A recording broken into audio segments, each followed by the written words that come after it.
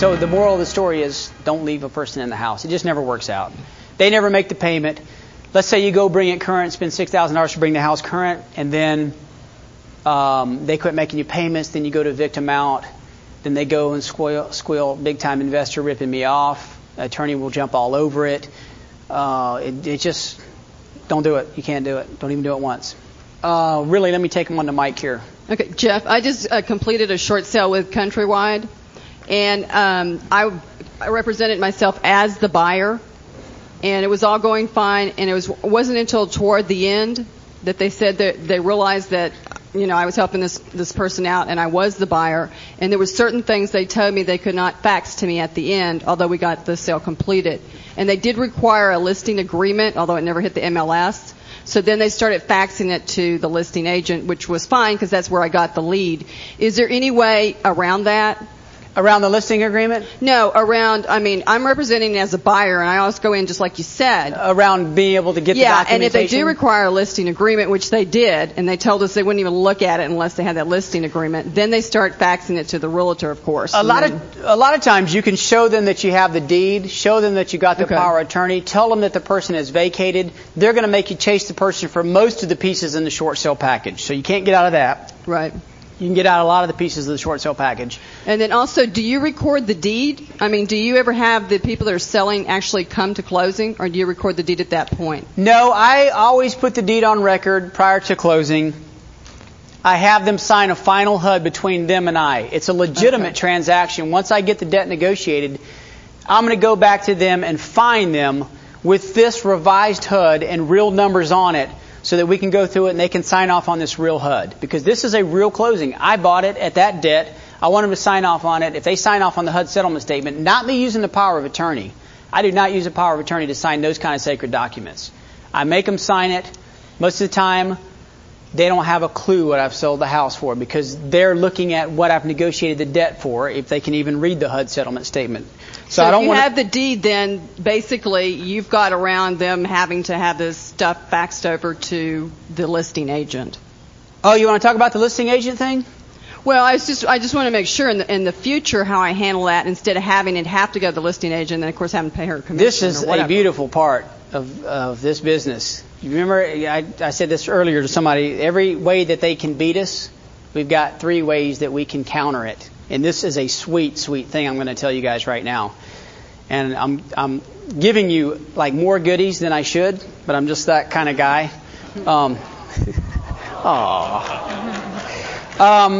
I'm just kidding. Honestly, I have no qualms about telling you everything I know about this business because a lot of you are going to become partners, and that's why I'm here.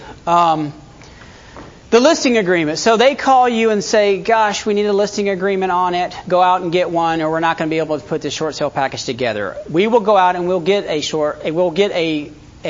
listing agreement. Guess where the listing agreement is listed at? It's listed at what our short sale request is. It goes into the MLS at what we're buying the house for. We are buying the house.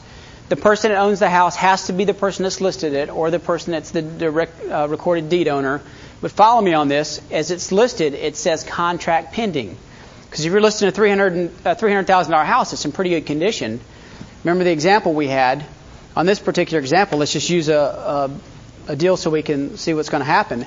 I would go and list the house for $184,000 contract pending. You guys see the power of this? They're going to get this listing agreement for $184,000. They're going to get the contractor estimates. They're going to get a BPO based on the 82%. All the numbers are going to point straight towards the $184,000. Why do you think I get my short sale packages accepted? There is preponderance of evidence. We're smoking them, literally. Because what's happening is they're getting their listing agreement just like they want it, aren't they? Mm-hmm. They sure are. But the listing agreement is with you, between me. I have the list because I have the deed that I make the listing agreement with the agent. You got to be careful. There's some nuances there. You can't go put the house on MLS and put it under contract and be the owner all at the same time, because you can't buy a house. You don't want to be buying a house from yourself. So honestly, you go to the seller and you say, you're going to list the house at such and such because we're negotiating the debt. Okay. And really, I handle the whole thing. You got to have a friendly realtor to do this. Don't just go call someone from the board of realtors. and say, hey, guess what? I need you to list this house for me. By the way, we're listing it at $100,000 below what the debt is. Do you mind doing that for me? You know, what do you think's going to happen there? What are you, nuts? Let me call the real estate commission on you because you're psycho. Really, when you list the house, you are really listing it for a function of what you are buying it for. And it is a legitimate transaction because, in fact, that's what my buying price is going to be. It's under contract. How do you explain the short sale package to the seller as they're signing it?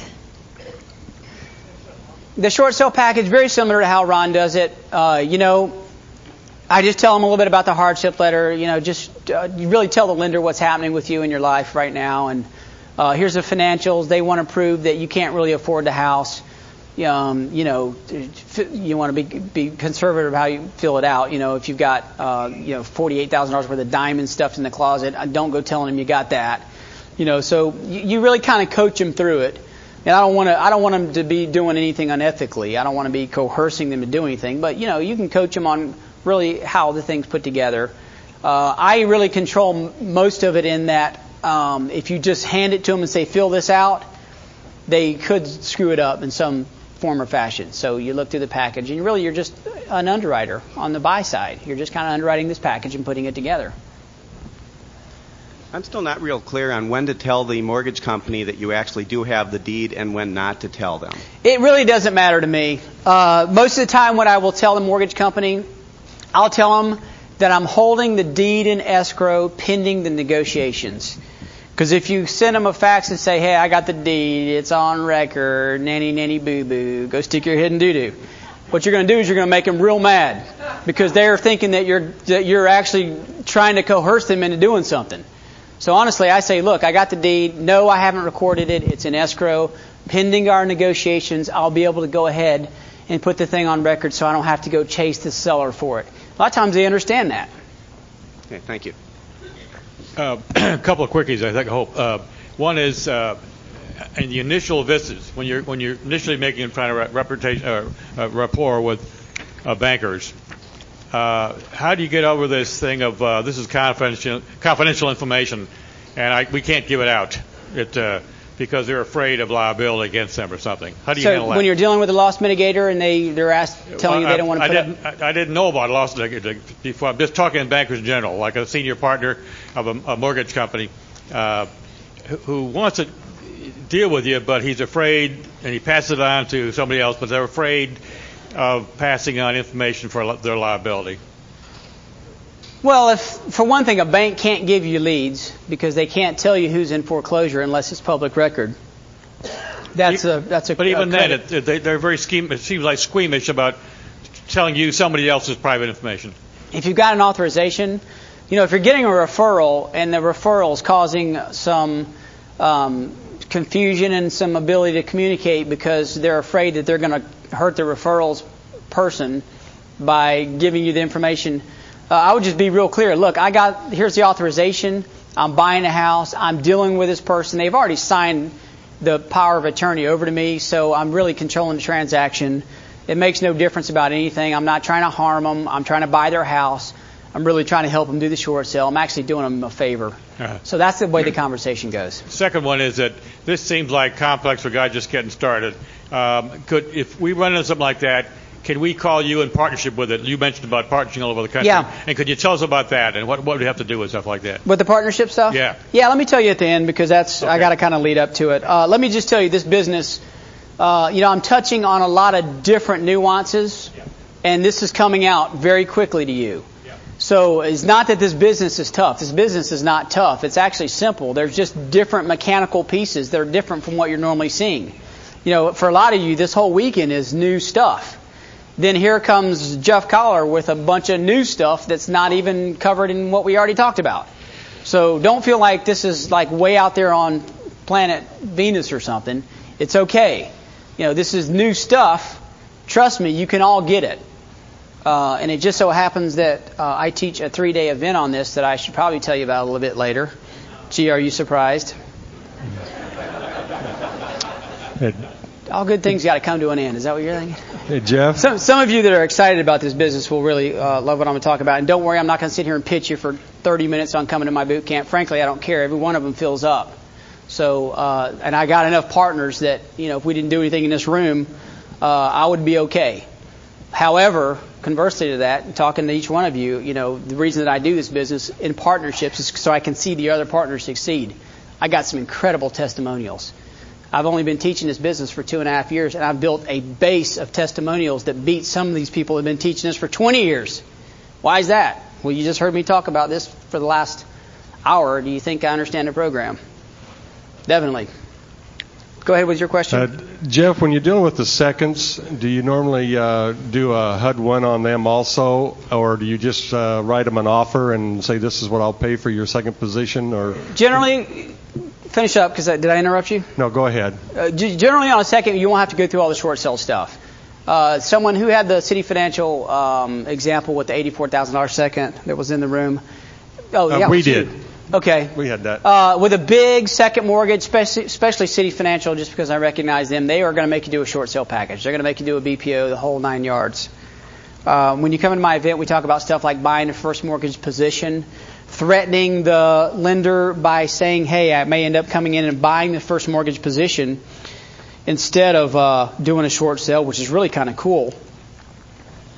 Let's go through the next couple of questions. I want to show you something. Could you give us some insight into the relationship between a servicer and an investor and what's going on behind the scenes from the perspective of the loss mitigator? Yeah, I can, and I don't want your eyes to glaze over as I go through this, because this structure really doesn't have a whole lot to do with what you're doing, but since you're obviously in the business already, so you understand a bit of it. What ends up happening was with a servicer like Aquin Financial, servicing the loan is the front end negotiating the deal. They're set up to negotiate a deal for someone that has funded the loan, and they don't want to service it. So they're the negotiator. So you're dealing through Aquin. Aquin will definitely do short sales and discounts. They're a bit tough to deal with, just because they're a bit unorganized, or a lot like Fairbanks. I've gotten some decent short sales through Aquin, but it's like this: behind every single loan is an investor that's backing that loan. You're building the case with the loss mitigator or the outsourcing company so that they can take the package, take it to the investor, and get it approved. All of a sudden, it's us trying to work together to get the package accepted, instead of me trying to convince this guy to go against his will. There's a saying, a person that is convinced against their will is of the same opinion still. Just think about that and use that in your business career, because if you beat someone down to the point where you just talk them into it, they're going to be, behind your back giving you the finger, because, you just... Is it a big institution, like a home ec or something? Home ec is our big discounters. No, is the investor a big institution? The investor usually is an individual. Behind them, a lot of them are a person that's put up $1.8 million. Most of the time, if it came through a registered securities or a bond issue or whatever they used to fund the loan, it would be a pool of money without getting into all that. If it's an individual that just put up the money, he's just an investor that's sunk this much money into this transaction. So you have to go get it approved through this investor, and that's what they're doing. They're going back either to the committee or to this individual that put up the money. But that doesn't have anything to do with what you guys were talking about and really our conversation. It just kind of helps you with what we're doing. Jeff, whenever you go out and get the listing for the $184,000, and you do the deal with the bank for the $184,000, is there a commission that needs to be paid? It depends. Usually, if I'm doing a transaction where I've just put it together and I've got that friendly realtor that I'm working with, all they did was they went and they put the thing up on the MLS. They didn't sell it. I'm the one. I could be the principal buying it, so there's really not a commission that's due them. And again, this is a person that you've got a relationship with, so you're really having these conversations sort of behind the scenes. Okay. One last question, then we're going to move on. Jeff, could you explain to us what is a procedure to put a deed into escrow?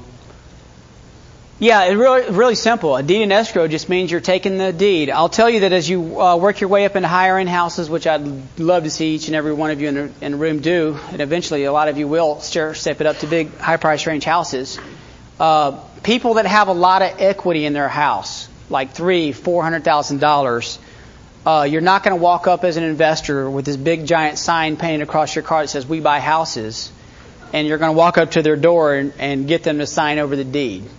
They're going to say no. I didn't just fall off the turnip truck last night. How do I know you're going to do this? You could go back into that trust conversation. Well, if you don't trust me, I don't trust you. And they're going to say, I don't care. Then go away because I don't trust you. This is business. People that own $800,000, $1.2 million houses have those houses for a reason. Now, granted, just because they're losing them doesn't mean that they're idiots. It means that people that have those kind of houses play big games, They had a business loss, or they lost a corporation, or, whatever happened, whatever tragedy. So what you do is I'll say, look, I need to get you to convey this house to me so that I can negotiate it as the owner and resell it as the owner. Well, sorry, I have $300,000 worth of equity. I'm not going to deed my house over to you. Okay? Honestly, tell me what's uncomfortable about this for you. Well, I just don't want you to go and deed it off to somebody else and they give you a lump sum of money. You could do something. You're really the one that's in control and I'm not. And so I'll say, you know what? That's actually a good point. What can I do to make you feel comfortable? I'll let them name something. If they don't name something that I like, then I'll make a suggestion and I'll say, great. This is what we're going to have to do bare minimum. We're going to take the deed. You're not going to give it to me, but it's going to go into escrow. When it goes into escrow, all that's happening is they're taking that deed and they're handing it to an attorney who's going to simply hold the papers in a file cabinet in his office, and this is how the paperwork is stipulated. As they hold that in escrow, I go back to the homeowner and I'll say, look, we're going to hold it in escrow, and this is why I do it. Because the last couple of transactions I did, which I did a couple of transactions with people that said they would give me the deed. Being the good old boy that I am, I believed them, trustworthy, Scouts honor, whole 9 yards. Ended up that neighbor came over, geez, you sold your house to that little punk for not enough money. Why don't you go back to him and get an extra $20,000, whatever. Those conversations really don't happen very often, by the way. These people are out the door, so it's really not something to worry about a whole lot. So I tell them, I say, look, I'm not going to go and put this whole thing together, find a buyer, make this whole transaction happen, only for you to decide that you've changed your mind. You're not going to change your mind, are you? Well, no, of course I'm not going to change my mind. Then why does it hurt for you to put it in escrow? What's going to happen is we're going to have an agreement that goes like this. I do what I say, what I'm going to do. That's in writing with the attorney. He gives me the deed, which means you're going to be getting paid whatever money is due out of this $300,000. Let's say they're getting $60,000. That means that I get the deed the minute the money hits his escrow account, or he can verify that we're going to do the transaction. That makes it very, very fair. Because then there's no way I can get hung. There's no way they can get hung. And it really makes it for a good, even transaction. If they don't see it that way, what should you do? You walk in a heartbeat. Because that means they're getting ready to scam you. Some people that own those price range houses are extremely savvy. Some of them are smarter than someone like me, and, they could take advantage of me. Heaven forbid. Jeff, one more question if you don't mind. You're only allowed one. Okay. I'm just kidding. Go ahead. How do we find an escrow attorney? You just find somebody that's friendly enough that you can deal with. It's important that you start building these relationships. First thing that you need to do is find a good attorney that you can work with that understands land trust. Without getting into that whole conversation, just ask them, hey, do you understand land trust? Do you understand simultaneous closings? If they say, what's a simultaneous closing and land trusts are illegal, it's just time to hang up. You don't even say bye. Okay. You dial the next number. Good deal. So you just ask. Just look around. Go to a RIA group. Ask anybody in town that you see as a player, who's your attorney. I've recommended my guy. Matter of fact, when I took him to Lou Brown's trust course and paid for the whole thing, this guy got a lot of business. He got well known because all the investors saw that this guy was savvy and understood a lot of the stuff that we taught him. And it was a benefit for him. He ended up going on to make thousands and thousands of dollars. He also would not start that little timer on his desk when I called either. I would call and say, hey, man, this guy is jerking me around on this. What should I do? And he would tell me over the phone. So that's a win-win. Yes, I went and paid for it, and people say, well, gosh, he's making money off of you. Why didn't you charge him for it? Because this thing is about taking care of people, building relationships. You do it starting from the person that you're dealing with that's in foreclosure all the way up to your dream team. Come from a point of a lot and giveness, and you're going to get tons back. Come from a point of lack, and I can tell you, you're going to be in this business for about 30 days before your bluff gets called, and you're going to get crushed. So let me tell you about one of the scripts that I created for negotiating, because this is important. This goes back to some of the things that we talk about, some of the tactics, and I got to tell you that we've covered a lot here in this hour and a half, but we've also just scratched the surface on this business. This is a niche business that is a whole entire business on its own. All the marketing is so different than what you're doing. All the seller conversations are so different than the conversations that you'd be having with I Buy Houses guys or people that are just looking for generic leads. So this is just a fascinating business, and it's really easy to learn. You're doing the same thing repetitively over and over again, so you get really good at doing the same thing over again. I promise you, every one of you in this room can learn it. If I can learn it, the good old boy from North Carolina, and I have all my teeth and they're all real, then I promise you, all of you can do it. This is a script that I created for negotiating, which I'm really big on scripts and that kind of thing because it gives you confidence when you talk to someone because you're reading something off a page. So this is a script I use with a second mortgage lender. Your goal is to speak with the individual handling the account. I'm not going to read the whole thing, but I am going to go down to a couple of exit strategies that you're going to use when you're negotiating. Let's go down to number 6. Calling a second mortgage. The guys in my office use a script, and this is what they say. Now, if you're dealing with a second mortgage, you don't have to say, hey, I'm the person buying the house. Contrary to that, I take a very strong stance. I want to crush them because they're a second mortgage. They don't stand a chance, and they're going down. And they don't want to negotiate because if they do, this is what could happen to them. My boss buys first and second mortgages and is considering buying the first mortgage on his property to foreclose off any liens. He would much rather do a short pay or release of lien. Do you think you could get a short pay approved? So let's just examine what we're saying here. In other words, my boss, which is me, is going to come in and buy the first, and we're going to smoke this second, which means we're going to, as Ron says, whack them. We're going to do the foreclosure. At the sale date, they're going to come off, and they're going to go bye-bye. So we're going to foreclose off any junior liens. And I just tell them, look, we normally buy notes at a discount. In this particular case, the house is trashed. Oh, by the way, the first already took a discount because they're smart. A little bit of a different conversation. So you're willing to do a discount. And honestly, that's the reason they take about 10%, because most of them, you don't get into this heated thing. They just want an offer. They're sitting ducks. They're waiting there to take nothing because they're in second position.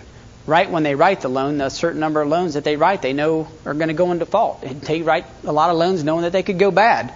So it's just a function of it. The script also goes on to say, we need to see any financials. So you go through and just check what they want to see. Some of them will. It's good to be able to document this on the conversation so you don't forget what you say. Do you think you could get a 50% or greater discount of the balance approved if he could pay it off before the sale? Another important question, are you participating in the foreclosure sale to protect your interest, or will you just write off the balance?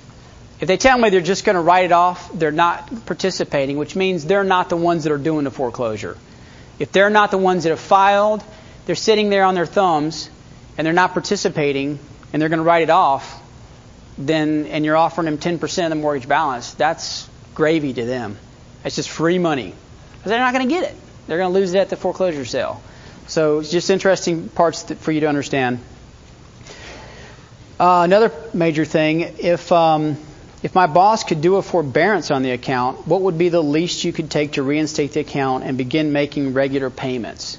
So if I'm negotiating with a second mortgage, this is what I'll want to do. I may want to get a forbearance account. We're kind of getting into some deep stuff here. This is something that really takes about 3 days. Am I getting too deep?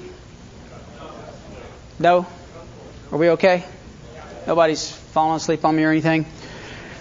Actually, this isn't really that deep, but if my boss could do a forbearance account, which means be able to pay the rearages, some of them, like let's just say they're $6,000 down, most lenders will take a function of that $6,000 to bring the loan current. It may be $2,100. So just understand, just like the exit strategy with Ron, you think about these pretty house deals where you're bringing in a lease option buyer with their deposit, and they're going to bring the loan current for you, so you're not even putting up the money to bring the thing current.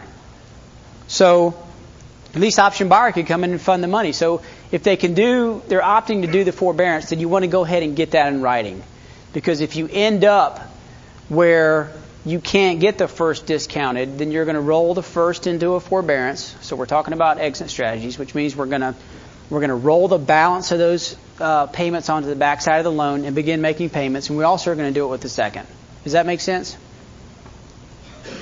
Nothing difficult, really. You're just rolling payments onto the backside. The fantastic part about this business is that you're using other people's money to do this. Anytime that you approach a deal, all you're doing is you're doing the marketing, you're finding a deal, you're finding someone that's ultra motivated. I mean, getting the deed in this part of the business is a cinch. Then you're negotiating the debt, you're creating a short sale package, and then your exit strategies are this, which you want to jot. We've covered them, but let me just boil it down and clarify it. You're going to find a quick turn buyer that's going to come in and they're going to fund you out on that short sale, aren't they? So they're going to actually pay off your negotiated loan. That's exit strategy number 1. Exit strategy number 2 is if you don't get the short sale but still enough equity in the deal to do it, have your buyer come in with a down payment and pay off the arrears and bring it current. Exit strategy number 3 would be private money. I haven't even talked about private money much, have we?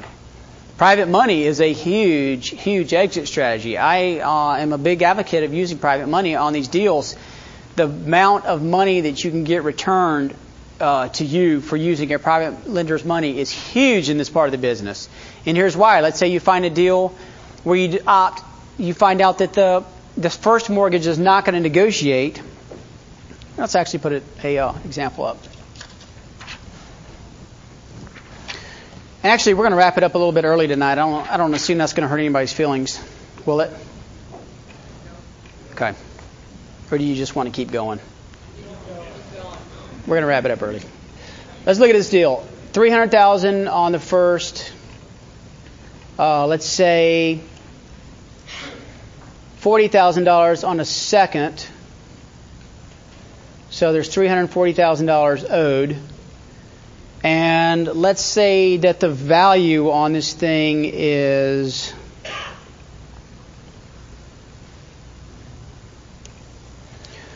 say the value is around $460. This is hypothetical, so just bear with me. You're going to understand why we're doing this. So if let's say the value is $460 and we want to use private money on this deal, this is what I would do. You go to the first. By the way, what is the loan to value as it sits on the first mortgage? You're always looking in relations to loan to values. If it's $460,000 times 0.65 is about $300,000. At 65% loan to value on a first, do you think they're going to negotiate? They're not. They're really not. In some cases, if the house is trash, they could. And yes, you should always ask for a discount. So knowing that the first is not going to do a discount, we go to the second mortgage, and we already know that they theoretically could take about $4,000. Let's just say they're feeling kind of froggy, and you got to do $7,000. And let's just say it's $12,000 in arrears. You go get private money for $19,000 to take care of this transaction. You keep the first in place and you use the private money to pay off the second that you negotiated. Because let me tell you why. The first mortgage at 65%, you could go fund that using private money at 65%, couldn't you? However, your private money that you borrow, or mine is going to be 12.5 to 15%. At a $300,000 loan, those are going to be some pretty monstrous looking payments. So I would rather keep the 7.5 interest rate that's probably on that $300,000, bring the thing current and just start making payments, pay off the second, just go ahead and deal with it when it's in foreclosure, because that's the time to deal with the second. If you bring the thing current, what happens to your chances of negotiating the 40? Not good, because the incentive is gone. So the private $19,000 has just leveraged you into a transaction where you owe $319,000 and it's worth $460. This is one of the major exit strategies that we do. So private money is huge. In this particular case, this lender would go into a second mortgage position. So pretty neat, isn't it? There's just some crazy exit strategies on this. By the way, did that take any of my own money? No. Private money guy put up the money. So we're going to wrap it up here in about 10 minutes. Let me quickly tell you about... Actually, you know what? I got one more example. Do you guys... Look at you guys already leaving. Y'all want to see one more example, or do you want to wrap it? Okay, let's talk about this one other deal. This is one of my favorite lenders. I didn't realize I'd brought all this. This is one of my favorite lenders. This is Litton Loan Servicing. And this transaction came to me through a student that had contacted me about wanting to do a partnership. Now, let me tell you how we came across this transaction. This is out in Utah, by the way. Drop dead gorgeous house, perfect condition. Vacuum lines in the carpet where the person left the house and ran vacuum lines in it. Is this an ugly house or a pretty house? Definitely a pretty house. What ended up happening was an investor got a hold of this locally. A girl that negotiated the debt on this, and she did a super killer job with Litton. I'll get into the numbers in a second. She negotiated the debt and did a really great job. The problem was they got down to fund the deal. They had a private investor back in, and the guy backed out 2 days before closing. And they were about to die because this house has $100,000 in it, $100,000 in cash, equity. If you sell it at a discount, this is a decent deal. You can imagine that would have kept these people up at night. Now, $100,000 means that you basically can not have to work for the rest of the year. Of course, not for me, because once you get the taste of blood when you do these deals, it's over. It's over. You get too excited and you can't stop. So, let me just tell you the numbers on this. She ended up negotiating down a $389,000 first, down to $384,000, which is no big deal. However, the second mortgage was $96,000. She got it down to $1,000, which she's beat anything I've ever done. And this was the first deal she ever negotiated. Can you be a newbie and do this business? You absolutely can. You absolutely can. Listen, the guy that I hired, Steve, that's in my office right now, not active in this business. All he's doing is taking the stuff that I created, and he's already immersed in the office doing, or I should say getting ready to do deals, just based on the fact that he's got the right tools to do it. So it's not that I have to sit down with Steve every day going through this whole short sale process. He's got the checklist. He's got the scripts. He can do it. He follows it. He's got the tools. He knows what to say. It's just that easy. So just trust me. You can go through this at warp speed, or you can go like me and go 8 years to figure it out. So what happened was, pardon me? The ARV was $485. The ARV is actually $611,000, which I'm going to go over the numbers. The numbers are pretty wicked on this deal. So they called me in a panic, and I remember I was in Phoenix, and I was traveling. I was running down the airport trying to make a flight, schlepping all my stuff with me, and I get a call on the cell phone. Hey, you're not going to believe this student's got this deal. It's got $100,000 in it. It's Litton. Can you call him, and can you make this happen? I made the plane. I sat in the plane with the stewardess talking over the loudspeaker. I called Litton, and in about 45 seconds got the deal postponed. Got it postponed. We postponed this thing 3 times, by the way. So we didn't just postpone it once because I didn't want to put up the money. Finally, the third time we went in and privately funded it because we didn't want to lose the money. But we had 2 buyers on this deal. They just both fell out for different reasons, and we were trying to really max it and get as much as we could out of it. So postponed the deal. Took about 45 minutes. Getting a postponement is actually relatively very simple. It's a conversation that you have with them. I'll just tell you one of the techniques that you can use. There's 9 that I use repetitively to get auctions postponed. The easy and the best one is the one I used on this one. Let's get into it, and I'll show you. First of all, here is, recognize this? Oops, let me put that personal information. All right, so let me see if I can do this. Don't look at the personal information, please, because this deal is still happening. But I just covered it up for you. This letter serves, this is the letter that's going to who? Loss mitigator. This is the letter that really aligns the whole deal. This letter serves as a request to postpone the above sale date currently scheduled for this date. Enclosed is a net sheet reflecting a net to the lender respectfully on the following accounts.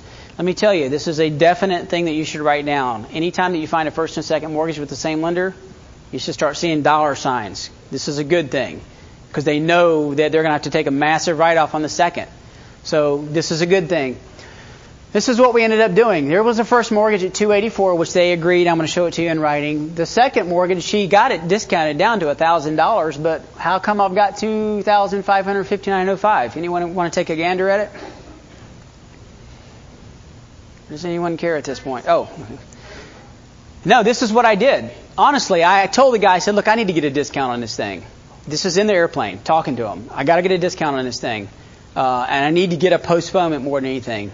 I said, look, we're locked and loaded. We're ready to do the funding on this transaction. We are. But you're going to have to give me a postponement. Well, we can't do that. The investor's not going to do it. Well, why not? Because it's going to cost him extra. What's it going to cost him? The attorney's fees and the extra interest. He's not going to want to pay that. So I said, well, let's just walk through this. How much are the attorney fees going to be? Well, it'll be about $1,200. How much is the interest? It's going to be whatever he told me. So what did I just do? I offered the guy, I said, great. Why don't I just add the extra interest into this? I'll carry the thing for you. I'll send you a check out tomorrow. Just postpone the sale. Went from $1,000 to $2,559. So as you can see, I basically came up about $1,600 to get it postponed to save $100,000 in equity. Was that probably a good move on my side? Sure, I'd give up $1,600 to gain $100,000 in cash. That's all I did. Was this a tough secret? Could any of you use this? Any of you could leave and go use this tomorrow and it would work about 80-90% of the time. If they don't, you slide into another one of the 8 little tricks that you've got to get into postponed sales. How strong do you think it would be for you to understand all these exits if you live in Texas or Georgia? Which we are in Georgia, right? Huge. It could mean the whole business for you. So there's just strategies and things that as you look into this business, you may say, well, gosh, I can't do it here because of this. It's not working here. It doesn't work in California because the market's so hot. It's not working up in Jersey because people are selling our houses before we can even get them. I'm sorry, because I'm closing deals in all these areas, so that excuse doesn't really fly with me. Some of these areas in the country are so hot that all you got to do is find a deal and sell them. So some of the very things that people are squeamishing about, squeamishing, which is a new word we just created, that are whining about are the very things that can help you to do this business. So I'm not going to read the letter, but this is what happened. We just offered to pay extra interest on the deal. No big deal. Any of you could do that. Let me show you what we got over the fax, which was kind of cool. Oh, here's the first one. I didn't even realize that was in there. Here's the acceptance, which is hard to see, so I wrote it here. $384 on the first. The second's $1,000, which we had to go up. So this is what an acceptance letter looks like. Remember the bottle of champagne by the fax machine? When you negotiate down, somewhere around $100,000, it's usually half a bottle of champagne. If you get up to $150,000, we're all going to be, drinking most of it at one swig. Here we go again. Look what happened. As much as I hate to send this letter, we are requesting a postponement on the above account. We are set to close. All title work and 2 appraisals are complete. There are no contingencies, although there are 2 issues on title we have not resolved. As our discussion, we would be willing to send the $25.59 settlement on this account along with extra month's interest in advance to show good faith. So we had to go back and do this on the first to get them to postpone. All we're doing is playing this game. That's all we're doing. And granted, this is none of your own money. Is any money flying around the table when this is happening? These are called conversations. This is a time game. If you're going to work a business where you're trading time for money, why not trade time where you're negotiating based on what you know or what you've learned? Do you know that negotiating debt and doing discounts is one of the absolute highest paid professions in this country? And people that have learned how to do it. Anybody ever read The Millionaire Next Door? Not The Millionaire Next Door. What was that article? Oh, the billionaire guy that went and bought all this credit card debt for like pennies. Set up a collection agency, and literally in like overnight, the guy became a billionaire. It was in Money Magazine. It's been a while since I don't know how much the story I got right. Discounting. That's all he was doing. He went and bought this debt at super cheap. There's a lot of people that have done this in this country. So this is, we're not reinventing the wheel here. So pretty neat deal. Let's go over the numbers. All right. The first mortgage, again, nothing to write home about. Second mortgage, pretty impressive. Taxes, by the way, when you're doing a transaction like this, you're not going to be able to negotiate the taxes down. Don't even waste your spit because it's not going to happen. There was a lien, which we actually got negotiated down a bit from there, which I didn't change the overhead on. But look at this. Equity created through discounting, $98,940. Not too shabby for being on the phone, as Ron says, flapping your lips. This is a very high-paid profession. I'm telling you, it is. Appraisal was $611.